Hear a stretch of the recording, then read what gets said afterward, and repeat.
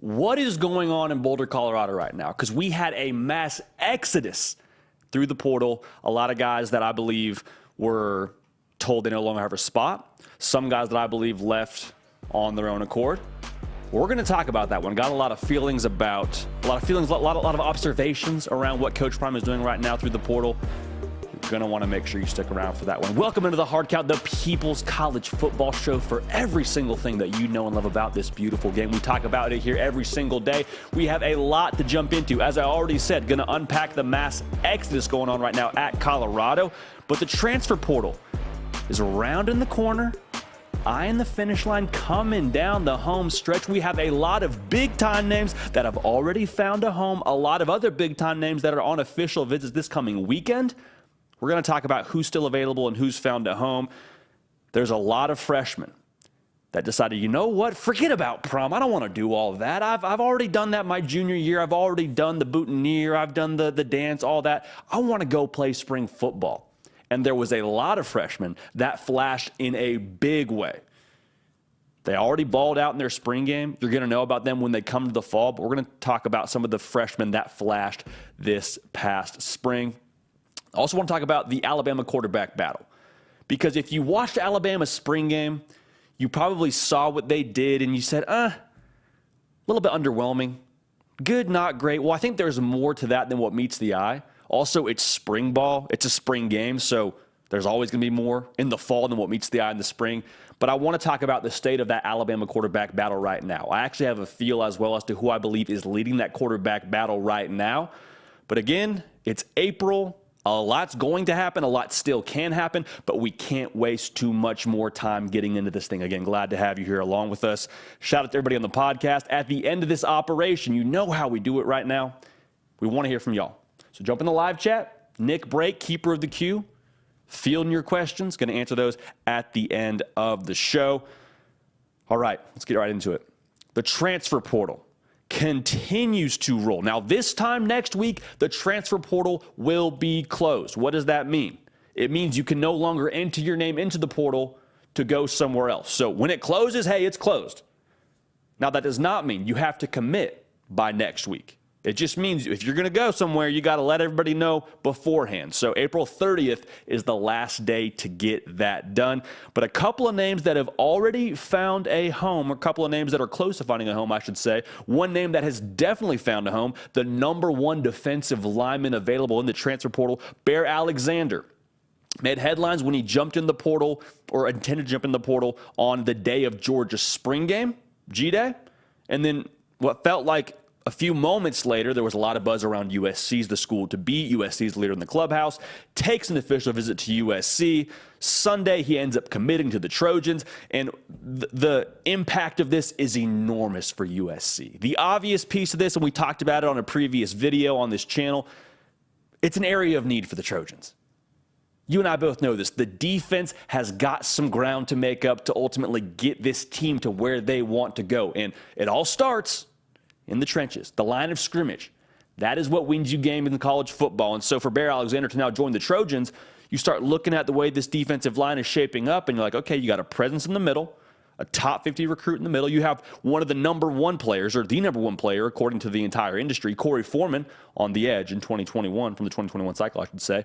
Anthony Lucas, 4-star guy on the defensive line as well. So you start to add the pieces together. You say, okay, Bear Alexander in the middle of that mix. The Trojans are putting together a pretty nice defensive front. So big-time get for USC. Bear Alexander is going to wreck shop in the Pac-12. Okay, a guy who played as a freshman for Georgia, saw a lot of action, had 2 sacks on the season, had a sack in the national title game. I said this before already. You don't play for Georgia as a freshman if you can't ball. So expect him to do more of the same at USC. Now, speaking of the Trojans, they're going to have another big-time official visitor this coming weekend. The #1 available offensive lineman, or interior offensive lineman, I should say, Emmanuel Pregnant, going to take a visit to USC. This would be an enormous addition for USC. Now, if you remember correctly, Ethan White was going to go to USC, the offensive guard from Florida who was second-team all SEC a season ago. Due to some medical issues, doesn't look like he's going to be able to continue his career. Now, Emmanuel Pregnant, one thing that people love about him is he has a lot more eligibility left. I believe he has 2 to 3 years left of eligibility. So you don't just get Emmanuel Pregnant to be like a one-year solution and be a placeholder for whoever you get on the recruiting trail. Like Emmanuel Pregnant, you're going to be able to have for multiple years, continue to develop him, and also he's coming to you being able to play right away. Already has in-game experience at Wyoming. He's a guy that a lot of people want on their team. But as USC transitions to the Big Ten, to have a guy like Emmanuel Pregnant holding it down on the interior, that would be a big-time get for USC. So you're starting to add the pieces together here. USC is going to have Bear Alexander on the defensive side. If they could land Emmanuel Pregnant on the offensive side, it's a line of scrimmage game, especially in the Big Ten. That'd be a very big deal for USC as they make that transition. Make sure you're subscribed to the On3 YouTube channel. Follow me on Twitter. Follow me on Instagram at JD Piquel. We appreciate you for doing that. Now, here's one of the big-time playmakers that's currently in the portal, and that's wide receiver Jordan Hudson from TCU. Played as a freshman at TCU. Everybody expected him to be a starter this coming season. Former 5-star player from the 2022 cycle. His comp for us at On3, Jackson Smith and Jigba. Okay, so the dude can play some ball now. Now, the leader in the clubhouse was perceived to be SMU. But the Auburn Tigers and Hugh Freeze got him coming on a visit this upcoming weekend. I'll just say this about Jordan Hudson. If Auburn does land him, I think you have a very serious conversation for him being day one your best wide receiver in that room. Okay, and that's saying something. As they're trying to flip the roster and get the talent level to where it needs to be to compete in the SEC because of what Brian Harsin didn't do on the recruiting trail or wasn't able to do on the recruiting trail, like Jordan Hudson would be an enormous get for that offense. And also think about the kind of style that Hugh Freeze wants to play offensively. Up-tempo. We're going to throw the ball around. We're going to spread you out. Jordan Hudson would fit really well into that scheme. I mean, fluid route runner, great release package off the line. He's obviously a 5-star caliber kid. I don't think it's a stretch to say he would make a big impact in that receiver room at Auburn. Now, Xavier Henderson is a 4-star guy who was previously at Florida, jumped in the portal, and he would be someone that I think the Miami Hurricanes would be very excited to get. He's 6'4", 195 pounds. The reason why I bring Miami up is because he's from Miami. And remember, the Hurricanes now, and their new offense under Shannon Dawson, it's going to be a little bit more air raid-esque in terms of their passing concepts. Not going to be an air raid offense, but they're going to definitely make a push to stretch the ball downfield. With Xavier Henderson's mix of size and speed, he would be a great addition to that group. Okay, so they're excited about what he could bring to the table. Keep an eye on Xavier Henderson and keep an eye on the Hurricanes in this one. It's still very, very early. But just got a feeling. The puzzle pieces are kind of lining up very nicely. Tyler Van Dyke needs an alpha wide receiver to throw to. Could be Xavier Henderson. Now, from one wide receiver to another, Montana Lemonius Craig from Colorado. We're going to talk about Colorado here in just a second, but the reason why this is kind of a fascinating individual to look at in the portal, I mean, he just balled out in Colorado's spring game on national television, on ESPN with Chris Fowler and RG3. Like, he, in a very big way, made a statement that he was going to be a player for Colorado this coming season. Now, this is one of the players that I personally do not believe was cut from the team. We'll talk about that in a second. But yeah, 168 yards, 2 touchdowns, already landed offers from places like Purdue, like Arkansas, Mississippi State, Auburn. So everybody is seeing the same thing that you and I saw with our own eyeballs on the television screen, which was Montana Lemonius Craig going berserk. He's going to land on his feet somewhere. Somebody is going to utilize his services. And it could be an SEC school. 6'2", 185 pounds, contributed for Colorado last year. One of the few bright spots, if you can say that, for the Buffs last year. Keep an eye on where he lands. He's going to be a player for somebody. Now, Brennan Thompson, this broke, I believe, last night. Speedster, 4-star kid, has 3 years left of eligibility, 5'10", 168 pounds. But out of high school, he was top 20 in the country in the 100 and 200 meters. Translation, my dude is very, very fast. He's going to be a vertical threat for Oklahoma. Again, transferring from Texas to Oklahoma. And when you look at this, it's hard to really blame Brennan Thompson, right? Because you look at that receiver room at Texas, and just all the weapons they have. A.D. Mitchell, Xavier Worthy, Jonte Cook now probably going to factor in. Isaiah Nayor probably going to be a guy. Jordan Whittington. Like, you go down the list here, there's only so much football to go around. And Brennan Thompson, I think, is a little bit further down that list. Oklahoma, wide open offense under Jeff Lebby. They're looking for a wide receiver to step up. They got some guys they're excited about. But quite frankly, there's still a lot of football for receivers to make a case to get. And I think Brennan Thompson is going to fit very, very nicely there, or at least have a chance to make a case for himself to get some very real PT. Now, we'd be remiss if we didn't at least mention, while this is a business decision for Brennan Thompson, like, I believe this was best for his career, best for his lifestyle, whatever you want to say, good move for him to transfer. When it comes to October 7th for the Red River rivalry, like, it's going to be personal. I'm very excited to see what Brennan Thompson does, and excited to see if he does end up getting some PT, because that'd be a lot of fun to watch him line it up against his former teammates and potentially make some plays. So the transfer portal, again, it's coming to a close here. If you want to throw your name in, better do it soon, because as of April 30th, this thing will be coming to a close. You can commit after that. Want to make that very clear. You can commit after you throw the name in the portal, but we're on the home stretch of the transfer portal, and this time next week, we'll be talking about exactly who has officially put their name in there. Shout out to everybody watching live, man. We appreciate y'all. Make sure you hit that thumbs up button for us. We talk ball here every single day, so make sure you're subscribed as well. But whenever you hit the thumbs up button, it just helps us do more of what you want to see, and it gives us good data. So thank you for that. Now, a lot of y'all, I would imagine, are tuned in because you want to know, man, what in the world is going on at Colorado? We're going to talk about that right now. Now, here's the deal. 18 players, as of yesterday, hit the portal. And I think there's a couple of layers to this. 63 of the 83 scholarship guys you had from 2022 are no longer on this roster. Translation, this entire team has been flipped. Like, originally I thought maybe Deion Sanders was going to come in and redo some things in the house. Like, maybe they get new floors, maybe they get new furniture, maybe they redo the kitchen. No, Deion Sanders just took a wrecking ball to the entire operation and said, 1-11, that ain't my house. Rebuild this thing. So here's my guess on what's happening right now at Colorado. Again, this is purely a guess, but from the outside looking in, I believe everybody involved here is making a business decision. If you're Deion Sanders, I think he is making a decision that's best for his football team and saying we were 1-11 last year.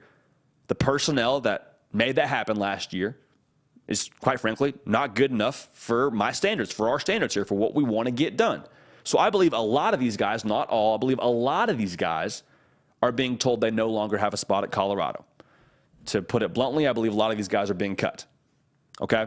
Now, again, it's hard to blame Deion Sanders. When you're a CEO of a company and you take it over and the company has been failing for some time, what do? You make personnel changes. It's just business. I'm sure it's nothing personal, but we have to get better as a company. We have to start making a profit. And to do that, I have to bring in different people to do a better job. It's just a business decision here for Coach Prime. Now, for the other side of things, again, I don't believe that all of these guys are cut. I don't believe all of them. Like, again, Montana Lemonius Craig, I believe he is making a business decision to leave. And to be honest here, more power to him. More power to him. He clearly can play ball. He's already got people lining up outside of his door. Auburn, Mississippi State, BYU. Like, you go down the list here, he's racking up the offers. It's not a matter of ability for Montana Lemonius Craig. That's what the portal is for. If you think you have a chance to be in a better situation, to better yourself academically and athletically, that's why the portal exists. Good for him. And Coach Prime even quote tweeted his tweet when he was going to leave, Montana Lemonius Craig, that is, and just essentially gave him a vote of confidence and signed off on him as a football player and as a person. Great. More power to you. Now, going back to Coach Prime, 18 players hitting the portal. Let's say he cut 15 of those guys, because I do think it was the majority. Let's say he cut 15 of those guys. More power to him. But my question becomes, well, who are you going after? Because anytime I make a mass firing within my company, What does that mean? It means I have a lot of other positions that now need to be replaced. I need to make a mass hiring. And so my question is, are we really able to upgrade to the degree that we think we're going to be able to? Because if you watched our last segment on this live show, you understand. Listen, the portal's coming to a close. The names that are in there, pretty soon, those are just going to be the names you have to draw from. Like when the portal closes up shop, we're not going to just get exponentially better. You have to pick from who you have to pick from. And the feeling right now is the guys that are in the portal are good, and the value is skyrocketing because of the scarcity that's existing right now within the portal. But it's not necessarily like, hey, there is players all over here. Take your pick, enough to go around for everyone. 18 players you are trying to replace, from my estimation. Is there really an upgrade at 18 different spots there? I don't know. Someone else I talked to in the personnel world told me, credit to Deion, kind of the same thing we were saying here, credit to Deion for wanting to flip the roster and saying, I need to make some changes. But the concern here is you're becoming a little bit thin at two position groups you don't really want to be thin at. I'll tell you which ones those are. Make sure you're subscribed to this On 3 YouTube channel. We appreciate y'all for that. Make sure you're following me on Instagram. Make sure you're following me on Twitter at JD Piquel. Thank you so much for that. Now, like I was saying, the two positions they're thin at right now are in the secondary, on the defensive line. You don't want to be thin in the trenches. You don't want to be thin in that position group on the back end that has to defend the playmakers, because what do we have in the Pac-12 conference? A lot of teams that can throw the rock around. I mean, I know USC and UCLA, they're leaving for the Big Ten here pretty soon, but you got to play Caleb Williams at some point in time. I mean, you look at Oregon, you look at Washington. Like they're schools that just straight up throw the rock. You're going to have to be able to defend that. All right? Now, what I would say, though, for Coach Prime, while this is not ideal, I have to at least respect the fact that he's doing it his way. Like, Deion Sanders is making no apologies for being Deion Sanders. And to some degree, you have to, I mean, not to some degree, I think you just have to respect that, period. Because the beautiful thing about this is, and I was texting somebody earlier, Deion Sanders will never, ever have to wonder, man, what if I had done it my way? What if I hadn't worried so much about the external noise and just straight up stuck to my own plan? Like, he won't ever have to wonder about that. And I think that's phenomenal for Coach Prime. I think that's phenomenal for us, the college football public. Matt Rule, on a previous podcast talking about his NFL career, was saying, you know, I wish I had kind of taken a bigger swing when I was in Carolina. I wish we had made a bigger trade. I wish we had done this and that. And I think the NFL is different than the college game, so I don't want to liken Matt Rule to Deion Sanders in their situations. But the sentiment is the same. Coach Prime is saying, listen, I'm not waiting for us to eventually get it right. I'm acting right now. I'm making changes right now to get the people into this operation, into this organization, to do what we want to do. So credit Coach Prime for that. And the last thing I would say is we can no longer judge Colorado by last year. Everyone's going to throw out, well, they were 1-11, and what he's taken over is so difficult, and how's he going to get them to win? Like, that's all still true. Colorado was 1-11, but 76% of the roster that he's going to take the field with week one will be brand spanking new. We can't judge Colorado by last year anymore because last year's Colorado is no longer in Boulder for the most part. Like, it is a totally new organization. So Coach Prime is going to do things his way, respect the heck out of him for it.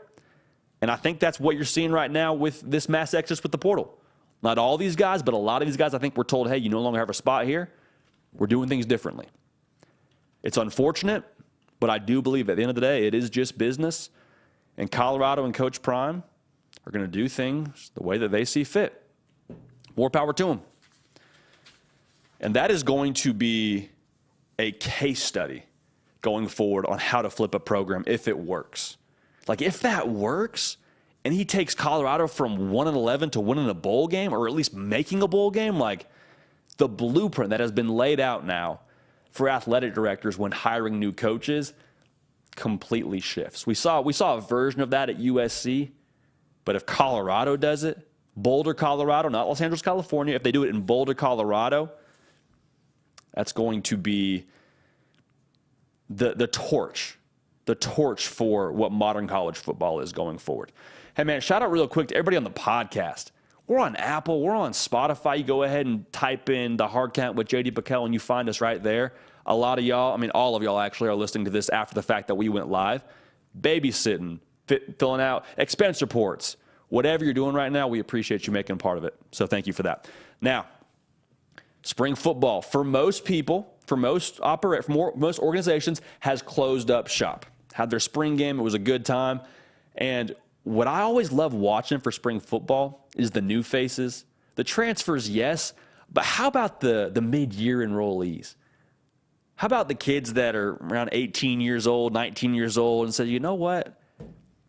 Prom is cool. I'm all about prom, but I'd much rather go practice with my college team. I'd much rather go move away from home, put myself in a dorm room or an apartment or whatever, and go grind it out for 15 practices. Credit to those guys. I'm going to talk about some of those guys that I believe turned heads during the spring football season. Let's start over there in South Bend, Indiana. Jaden Greathouse says, I love Austin, Texas. Played at a really high level in high school, the 4-star wide receiver. But I want to go catch passes from Sam Hartman for my spring. And he went out and had himself a spring game. I mean, 11 catches, 118 yards, 6'2", 215 pounds, physically looks really ready to play right away, and the spring game resume, I think, reflects that. But if Notre Dame can have a guy like Jaden Greathouse, an alpha dog wide receiver, separate themselves from the pack, Notre Dame's going to be a problem because they got the quarterback. They've got the edge from a physicality standpoint on defense. I believe they're going to have the pass rusher in Jordan Botelho. Make sure you jot that name down so you don't forget it, because I think he's going to be a baller when it comes time for the fall. If Jaden Greathouse can be that wide receiver for him, and I don't know where he fits in the depth chart, I was just encouraged to see a wide receiver separate a little bit. A young wide receiver nonetheless, because they're going to have a guy that can throw the rock around. They're going to have some running backs that can tote the rock for him. If they can separate on the vertical pass game, they're going to be a problem. But Jaden Greathouse says no thanks to prom. I'm going to go catch passes in the spring football game. Caught 11 of them, like I said, for 118 yards. Going to be a dude in South Bend. Very, very impressed with him. He was a freshman that absolutely flashed this past spring. Another man, we have so much alliteration here, it's tough to keep track. We have another freshman that balled out. How's that? Cam Selden from Tennessee. He is listed as a running back, but when you watch what he did in the spring football game, Swiss Army knife. And just overall in life, how do you create value for yourself? You do a lot of things well. And Cam Selden, I promise you, when they're game planning this coming year in the fall, that's going to be the conversation they have around his skill set. Like, it's going to be very hard to keep Cam Selden off the field, because if you need somebody to play in the slot in a certain personnel, hey, Coach, Cam can do that. Hey, we need a running back to be able to work the inside zone or get out on the edge for us that has good speed. Coach, Cam can do that. There's going to be a lot of, hey, Coach, what about Cam? Hey, Coach, should we put Cam in this set? Like, he does so many things well, it's going to be virtually impossible to keep him off the field as a freshman. He flashed during the spring game, was really impressed with him. I thought he ran the ball well through the tackles, but he also did a lot in the screen game in the slot on the edge. So Cam Selden is a running back on the roster, but he's a guy that's going to contribute in a lot of ways for Tennessee this coming season. Really quickly, if you're tuned in, make sure you subscribe, because we talk college football here every single day on this wonderful platform that is the On3 YouTube channel. Make sure you follow me on Twitter as well as on Instagram at JD Pickell. Now, let's go down to Tuscaloosa and talk about a Bama bundle. A couple of freshmen that just crushed it during the spring football season and in the spring game, and that's running back Justice Haynes and safety Caleb Downs. Let's start with Caleb Downs. Ability-wise, other people have echoed this sentiment. He might be the best football player on Alabama's roster. Now, I did not say he's going to win the Heisman Trophy as a freshman and he's going to lead Alabama back to a national title. From a football player perspective, instincts, physical makeup, savviness, ball skills, like, he might be the best pound-for-pound football player as a freshman on Alabama's roster. And if you dispute that claim, that's fine, but I don't think you're going to come back with somebody that you can just definitively say is better than Caleb Downs. Nick Saban holds him in extremely high regard. We saw him make multiple plays during the spring football game, had a nice interception to end the half. I'm very excited about what he brings to the table. Him and Justice Haynes do not look like freshmen at all. Justice Haynes, another guy that we got to talk about, like I was saying a second ago, he's a running back for the Tide. He will be a part of what Alabama does offensively. To take that a step further, I believe he's going to have a role in establishing the identity of Alabama's offense. Because we'll talk about it here in just a minute when we get to talking about what the physical approach will be for Alabama on that side of the ball. But let's be real, they're going to try and run the football. Like Jason McClellan will be a part of that. I believe Justice Haynes will be a part of that. They're going to try to get back to old Bama. And you and I both know this. You don't get to play old school Bama football if you don't have dudes that can tote the rock for you. Justice Haynes had 3 touchdowns in the spring football game, had 2 rushing, 1 receiving. Versatile guy, hitting the ground running. Another guy that Nick Saban is extremely excited about when it comes to the 2023 season. So both Caleb Downs and Justice Haynes, I wholeheartedly believe, will be a factor for you when it comes to the fall. I mean, they played well in the spring game. There'll be guys that contribute for you in the fall. I would not be surprised in the slightest if we see Caleb Downs starting. Would not be surprised in the slightest if we see Justice Haynes, at the very least, sharing carries early on in the year. Now let's talk about another running back here. Dylan Edwards. Small in stature, right around 5'8", kind of reminds you of a Deuce Vaughn or Darren Sproles, just because those are the shorter running backs that always get talked about and grouped together. Dylan Edwards from Colorado, the running back, I thought he played really well in the spring game, hit the hole extremely hard, no pitter-pattering of his feet, no trying to get to the outside, like he read the blocks well, and he's just real deal fast. Like a lot of guys say they're a 4.4 laser, they're 4 whatever laser, like all of that talk for Dylan Edwards can be backed up if he were the guy to talk about his own speed. I mean, he ran probably, it's estimated, a sub 4.4 when we got to see him this past summer. That's Charles Power, director of scouting and ranks for On 3, reporting on that. And the way that I look at this, Dylan Edwards, one, he's going to play this year at Colorado, okay, to be 100% honest with you, to be very, very clear, he's going to play this year. And speed is just, it's kind of like butter, right? Like when you're making a recipe and you're cooking something, you can always use more butter. There's never going to be a point where you say, maybe that's too much. Maybe don't add that to the recipe. It doesn't really taste very good. We don't want to overdo it on the butter. Same thing with Dylan Edwards and his speed. Yeah, I don't know if we want that sub 4.4 guy out there playing running back for us. Yeah, I don't know if he can help us. You always want more speed on the field. Even if Colorado weren't in the position they were in, Dylan Edwards, I believe, would be playing. Worth noting as well, Dylan Edwards was at one point in time committed to Notre Dame. So it wasn't like Colorado was the only school after his services. He's going to be a baller for him this coming season. I guarantee that. Now, 2 more freshmen I want to talk about. We did the Bama bundle. Let's go to the Oklahoma Sooner 2 freshmen that I want to talk about. And it's safety Peyton Bowen and quarterback Jackson Arnold. Now, Jackson Arnold, we could talk about him in a different light if he's able to complete that final pass of the spring football game. And maybe it doesn't change the entire conversation around him, but he had a 2-point conversion that he's rolling out to the right, finds his receiver in the back of the end zone. Ball just goes through his receiver's hands. Great throw, but it could have been what we would have headlined as the game winner for Oklahoma during that spring football game. Of course, they're playing against each other, but the reality is both these guys looked the part. Okay, Jackson Arnold, was he clearly, who Oklahoma should now have as a starting quarterback, and we got a quarterback controversy on our hands? No, but he flashed multiple times during this spring game, as we told you he would. I believe it was like his second play of the game. Heck, might have been his first play of the game. Little zone read action, tucks it down, goes 50 yards. Now the ref called him down, but a lot of people that saw him tuck it and run were like, okay, dude can move now. He is a dual threat in every sense of the world. There's no sneaky athletic with Jackson Arnold. There's just athletic. Okay, and then also threw a frozen rope a little bit later in the game to Gavin Freeman. Dime dropper. Okay, so Jackson Arnold is absolutely the future at Oklahoma.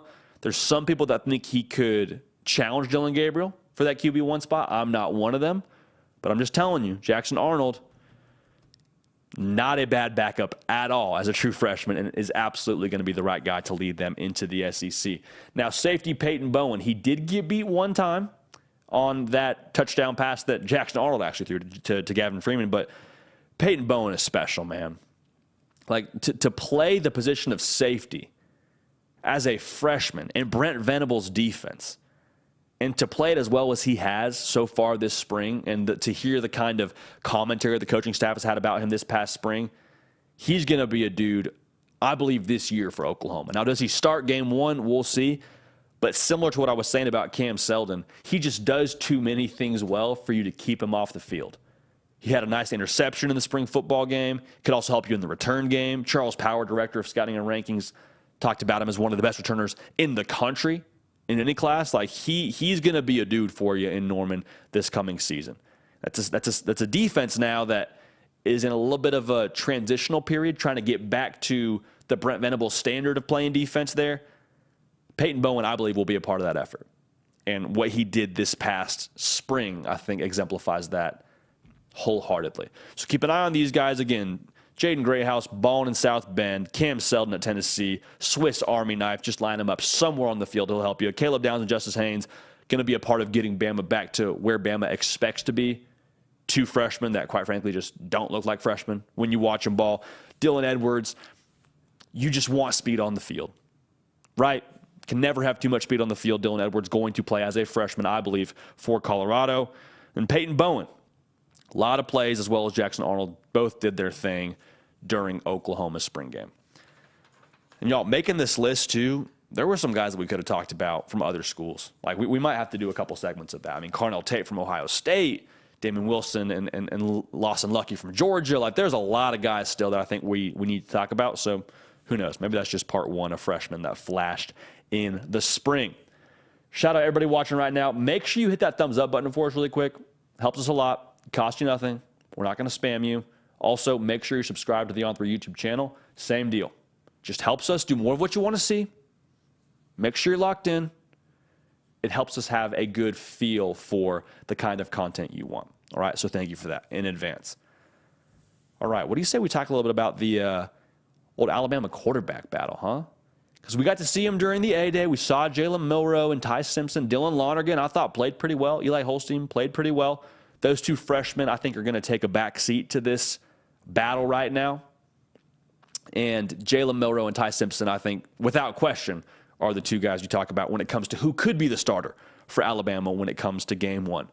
So to preface this whole conversation, for Alabama fans, got good news and got bad news. Now, just me being who I am, I prefer to have the bad news first so I can be excited about the good news and have a better feeling about myself, getting the good news second. So we'll start with the bad news. The bad news is obvious, and that's Bryce Young has gone to the NFL.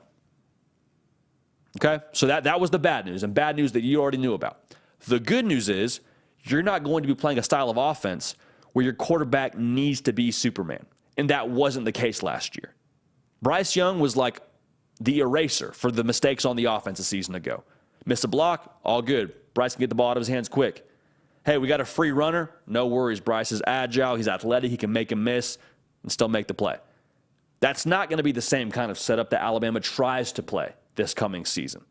A lot of last year, they just put the ball in Bryce's hands and said, Bryce, go be special.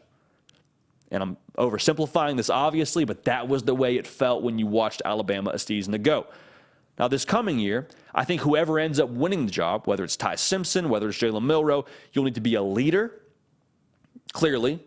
Need to be able to be a game manager. And game manager, you're kind of cringing. Saying a game manager is sort of just another way for saying you need to be an average quarterback and not try and do too much, right? Like that's probably how it sounds to you when you hear me talk about whoever's going to be a game manager. Part of that, I would say, is a fair observation to make. I don't think that's all the way true for the Alabama quarterback because whoever ends up being the Alabama quarterback, game manager is a part of it, but you need to be able to hit the open shot. Like I would think more J.J. McCarthy and less Jacob Coker, if you catch my drift. J.J. McCarthy, not to get too off track here, did a lot of things for Michigan last year where I don't know if they win some of those football games, especially the Ohio State football game, if he doesn't make the plays vertically that he makes.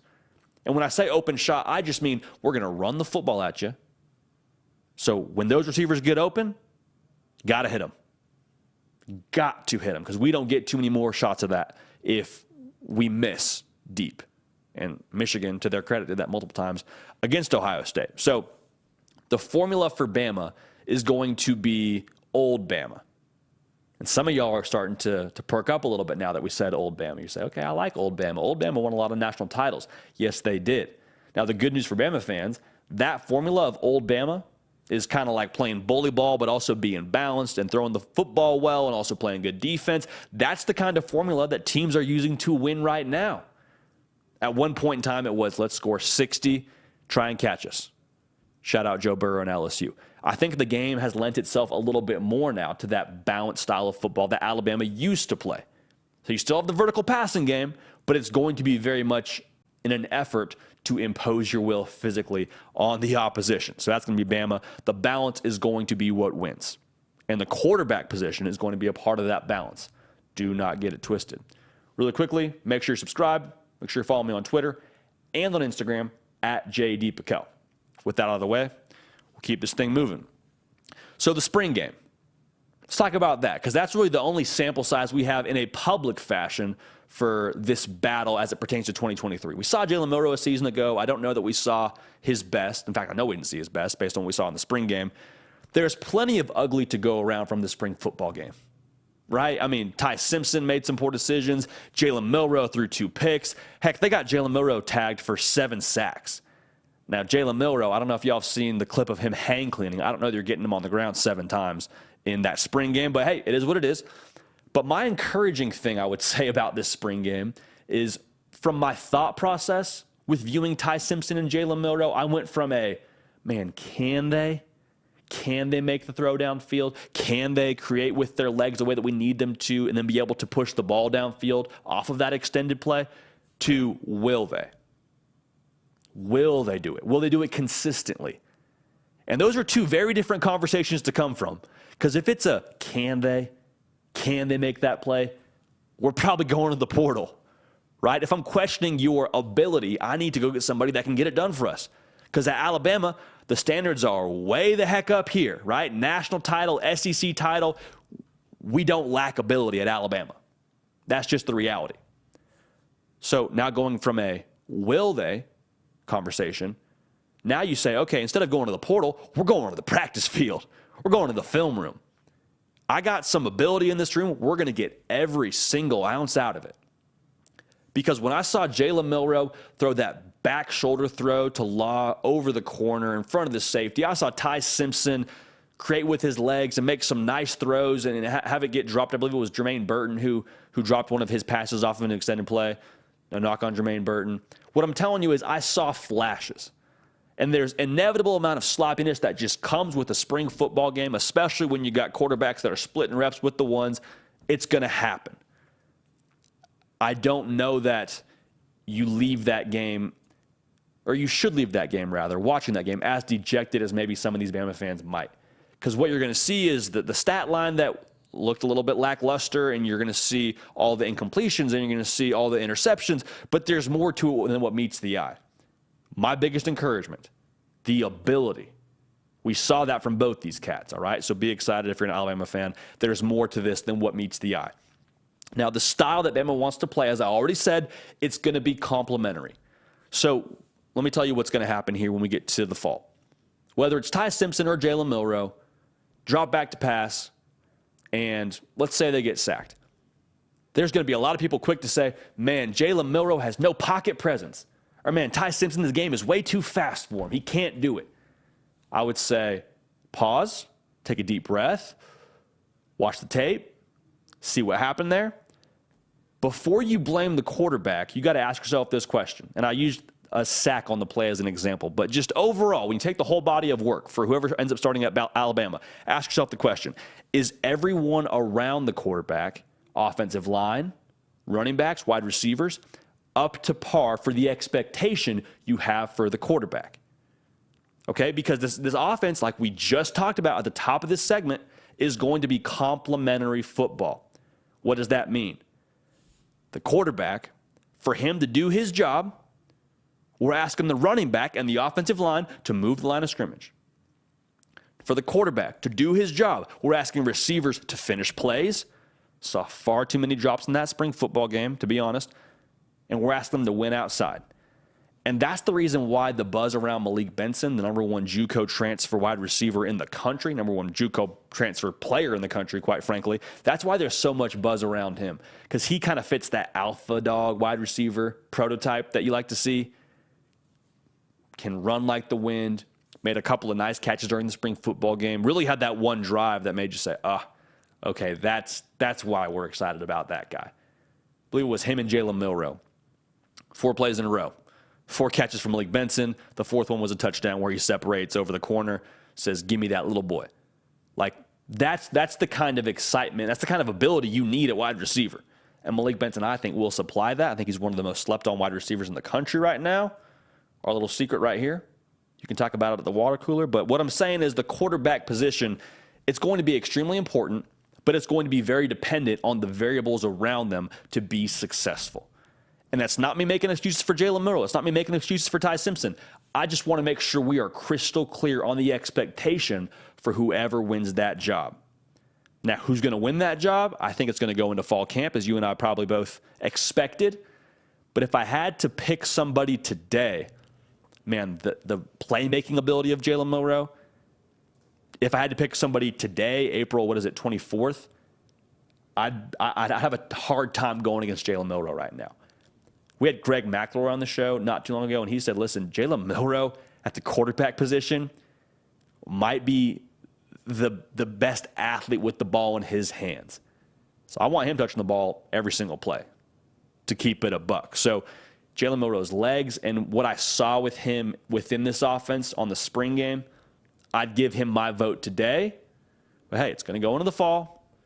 Whoever wins this one is going to win based on merit because these guys are going to have a dogfight for the QB1 spot. But whoever wins the battle, make sure you ask yourself, do they have everybody else around them playing to the same expectation that I'm holding this quarterback to? But tell you what, man, never count Nick Saban out. Never count Nick Saban out. Don't do it. It's asking for trouble. Got a lot of y'all tuned in with us, man. We appreciate you. Make sure you hit the thumbs up. Last time I'm going to ask, it just helps us, and it helps us help you, quite frankly.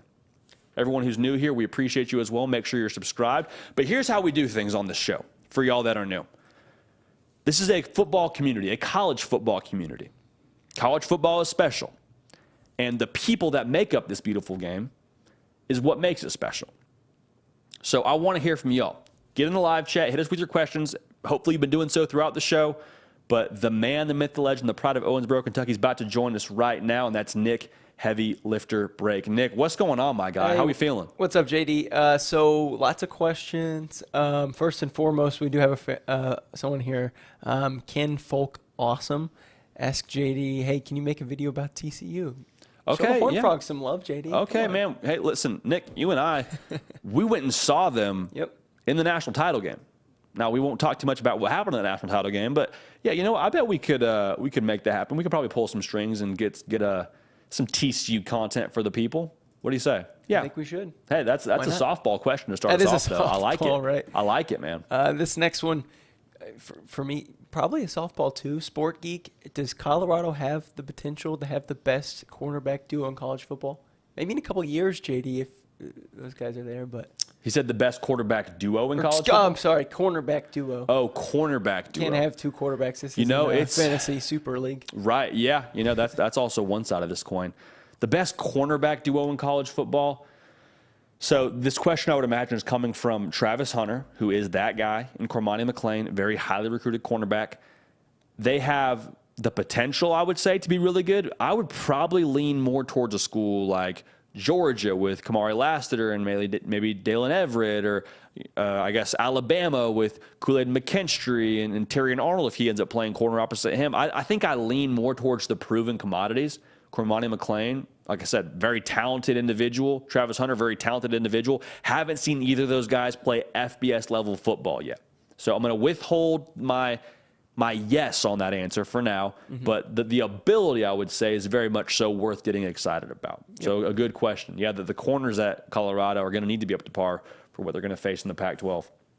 JD, no offense here, 904 Hurricane asked a question I don't think either of us can really answer very well. Okay. So you can direct them to the people who probably would a little better. I like it. 904 Hurricane asks, money that used to be pumped into infrastructure, research, teachers, public service missions are now being shifted over to the NIL. What do you think the long-term effect this is going to have on colleges? I think Andy Witchery and Pete Nako's going to have a pretty good answer to this one, JD. Yeah, two great reporters for On3 in the NIL space.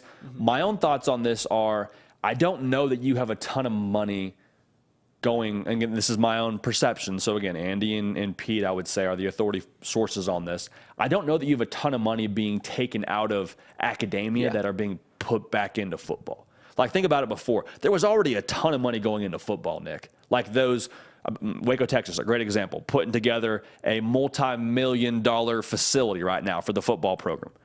That money was already going to the football team. There's already money going into these sports. Why? Because they produce revenue that keep the rest of the athletic department rolling. That probably also benefits the school. So I would say high tide raises all boats. If you're putting money into something that makes you money, that's a good thing for everybody. I think the athletic institutions or the athletic programs within a school are like the front porch of the institution. So that's my thought on that. But Andy Wintry, Pete Nakos, make sure you're following them on Twitter. They're going to point you in the right direction, and we'll have a very informed opinion on that as well. Great question, though, Nick. How about that? Some NIL juice this morning. Absolutely. Hey, on three, you have come to the best place to talk NIL. So that's a good one. A couple more. You good with that? Absolutely. Another Ken Folk awesome question. Love it. Always uses the hashtag AskJD. Would Milroe fit as a wide receiver if Malik Benson or Ty Simpson was named starting quarterback for Alabama? So this is a great question. Some of this is coming from the buzz around him taking a rep at bowl practice, a wide receiver. It sounds like the more information we've gotten around that video of him taking that one rep was routes on air, the receiver wasn't ready or wasn't stepping up, so Jalen Milroe says, heck, I'll take the rep. And then we all kind of ran with that narrative. That's fine. I'm not here to read too much more into that than we already have. The reality is Jalen Milroe, I think, has to have the ball in his hands some way, somehow. So whether you have packages for him at quarterback, whether you want to line him up in the slot and throw him bubbles, like whatever you got to do to get number 4 the ball, I think you should do it. Now, again, I've already said I believe that Jalen Milroe, if the competition ended today, if Bama played a game tomorrow, Jalen Milroe would be your starting quarterback. So I think if that's the reality, I mean, there's kind of a moot point to this conversation here. But the thing I would say is he's one of your best players. Get him the football. If he's your quarterback, great. If not, find another way to get him the football. I think that's what great coaches do, and I think Tommy Rees will do that, Nick. But that's a fair question. That's a fair question. I think it's one that could get more and more buzz as we get closer to the season and find out who that starting quarterback is going to be. Do you have time for a few more? Absolutely, Nick. So first off, Corey Williams, Josh China, Dylan Myers, and we've got one more. Hunter Nathan. All are asking the same question. It's all about Dylan Raiola. Where's he go? Beautiful. Dylan Raiola, excuse me. Is it Georgia? We've got someone in here, I forgot who it was, saying that he still thinks that Nebraska's going to land him. So, JD, I know that recruiting not necessarily our forte here at the Hard Count, but where do you see Raiola going? Sure, man. In college football, we love everything to do with this sport. Recruiting, absolutely being a part of that. Make sure you're tuned in here, though, and locked in. Subscribe, because the Inside Scoop with Josh Newberg is a exclusively recruiting show. And we're going to have tons to say about this recruitment currently and into the future. So Dylan Raiola, number 1 quarterback in the 2024 cycle. It sounds like the schools that get thrown the most around with Dylan Raiola are Georgia, Nebraska, USC. Where do I think he's going to go? If I had to pick somewhere today, I'm trusting the RPM, which I believe last time I checked the RPM, recruiting prediction machine, is leaning Georgia. And it sounds like they've made a pretty strong case for themselves as of late. And it's just so tough to turn down Kirby Smart's process. Like the same intrigue with Nick Saban of come here and win national championships and get developed to the nth degree and give your all to the process and get whatever you want out of it. That's, I think, the same approach that Kirby Smart is now able to pitch to recruits today. Now, I would say this. Nebraska, if Dylan Raiola's heartstrings are tied somewhere, it's got to be Nebraska, because he's got family there, as y'all probably already know. His dad played there. Like, there's a lot about Nebraska that you could talk yourself into. But the way that I look at this, Dylan Raiola, with the talent that he is, I think he's looking to go somewhere to develop that talent within himself. And I think Matt Rule will do that. I think over time we're going to see Matt Rule and Nebraska be able to make a push for top recruits like Dylan Raiola. But there is an element of risk involved that you wouldn't take at a place like Georgia, or heck, a place like USC, who also has been at certain points in this recruitment one of the top dogs. No pun intended. So if I had to pick somebody today, Nick, I would lean Georgia. But with that being said, I've leaned a lot of directions during this recruitment as well. But today, go ahead and put me down for Dylan Raiola for the Dogs, and we'll keep an eye on that one without a doubt. Okay, two more. Love it. The Rob Smith. How good can USC's Austin Jones and Raleek Brown be as a 1-2 punch? Man, they're going to be good. They're going to be good. Raleek Brown at a modern-day high school, and Austin Jones, the transfer from Stanford now, in addition to the transfer Marshawn Lloyd from South Carolina.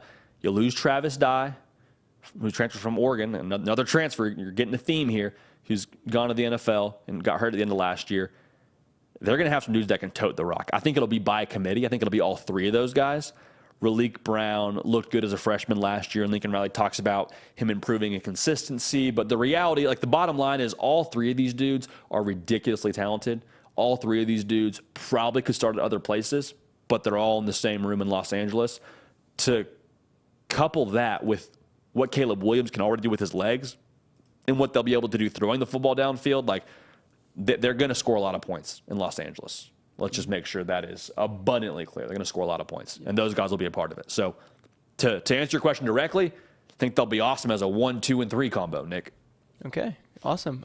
So we got, oh man, a lot of people are asking questions right at the buzzer. There we go, but I bro. found these two questions about Colorado. John Meeks asked a question. Thank you, John, for asking. And then Wayfaring Farmer asked, #AskJD, sandboxing here. If Deion Sanders doesn't do well in 3 to 4 years, what do you think happens? That's obviously a subjective question. Sure. John Meeks says, why do individuals think it'll be a bust season if Colorado doesn't make a bowl game? They were 1-11 last year. Shouldn't we look at them in a 2 to 3 year period? So we're talking long term. Very good question. Very, very, very fair questions.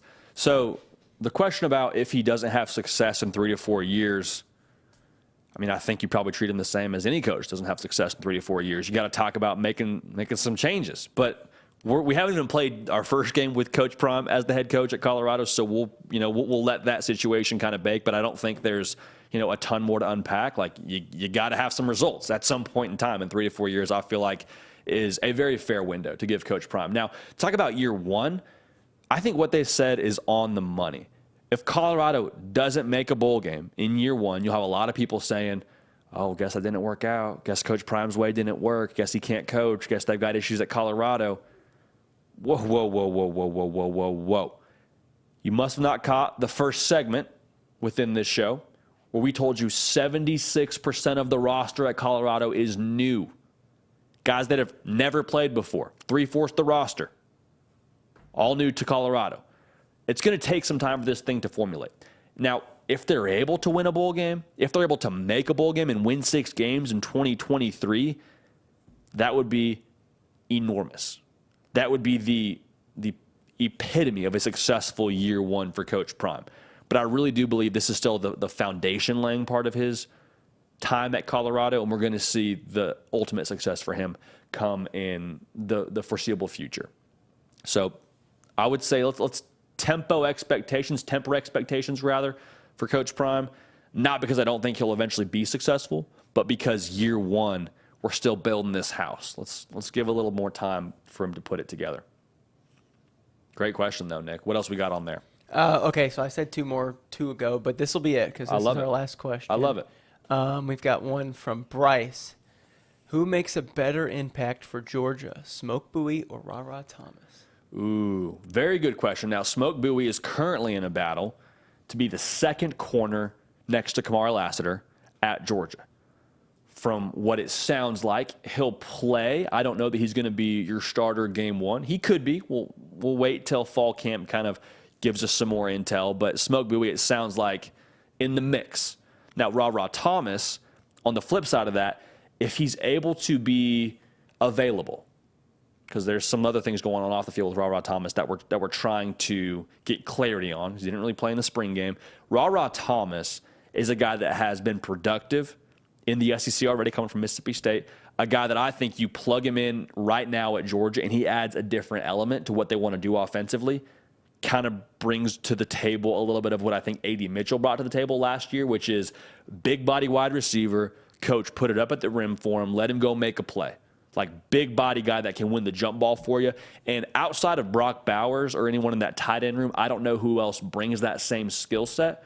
So I think Ra Thomas, I'll say this, I think he adds potentially more value to a position of, I guess need is the word we would use right now. Not that Georgia really needs a ton more in the receiver room because they got some guys that can catch the ball for him. He would be someone that brings a different element to the table that you could really utilize and in that way would place value on. So I'll answer Ra Thomas for now, but I do expect both guys to contribute should they both end up being available. How's that, Nick? I feel like I was just sitting on the fence there for a lot of that, but that's how we feel about it. Well done, JD. That's how we feel about it. But no, we're making our answer. We're making our feelings felt about that. Ra Thomas, absolutely valuable for Georgia, without a doubt. Was that the last one there, Nick? It is, man. Hey, man, I appreciate you rocking with it, Nick. Appreciate you making it all happen, keeping the queue. What do you say? Do this again Thursday? We'll do it again Thursday, everyone. Come back. Beautiful. Everyone come back here Thursday, 10 a.m. Central, 11 a.m. Eastern. Subscribe to this channel. And when you want to make sure you know when we're going live next, go to the live part of this channel, the live tab, and you're going to see scheduled out our next episode. Again, that's Thursday morning, 10 a.m. Central, 11 a.m. Eastern. But we talk college football here on this very platform, the Hard Count on the On3 YouTube channel, every single day. And y'all allow us to do it. And we do not take that for granted 1 second that we get to talk about college football, the best game in the world, for a job. Still pinching myself for that.